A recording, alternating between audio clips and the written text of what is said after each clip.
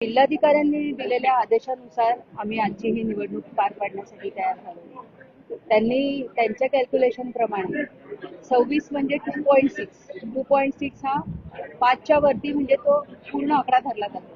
त्या तुलनेनुसार आमची स्वीकृतची जी सदस्य संख्या होती ती 3 होती आणि 24 म्हणजे 5च्या खाली आहे. 2.4 म्हणजे 4 म्हणजे ती 5च्या खाली असल्या कारणाने त्यांची स्वीकृत सदस्य संख्या होती 2. अशा ह्या कॅल्क्युलेशननुसार जिल्हाधिकाऱ्यांनी दिलेल्या आदेशानुसार आम्ही आजचं हे स्वीकृत सदस्याचं निवड केलेली आहे. उपनगराध्यक्ष देखील आपल्या बिनविरोध निवडून आले, काय झालं? आपल्या बदलापूरचे शिवसेना पक्षाने आधी उमेदवार दिला होता, पण त्यांनी नंतर त्यांच्या लक्षात आलं की आमचं संख्याबळ जास्त आहे.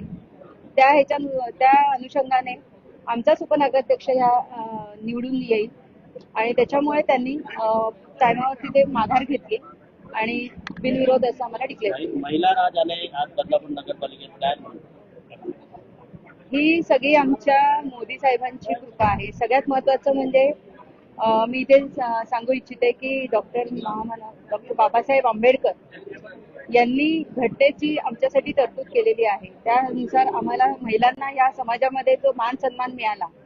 त्याच्यानंतर आपल्या मोदी साहेबांनी जी तरतूद केली आहे की ह्या राजकीय याच्यामध्ये महिलांची संख्या किती असणार, त्या अनुषंगाने आम्हाला इथे आज म्हणजे महिला नगरपालिकेत तुम्ही बघाल तर महिला जास्त आहेत, पुरुष कमी आहेत.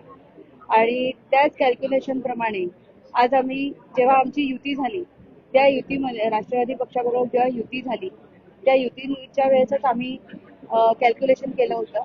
त्या अनुषंगाने आम्ही त्यांना शब्द दिला होता की उपनगराध्यक्षपद आम्ही त्यांना देणार आहे आणि तो शब्द आज आम्ही इथे पाळलेला आहे. आणि युतीतूनच आम्ही प्रियांका आशिष दामले यांना उपनगराध्यक्षपद म्हणून दिलं आहे आणि त्याची निवड एकमुखाने केलेली आहे.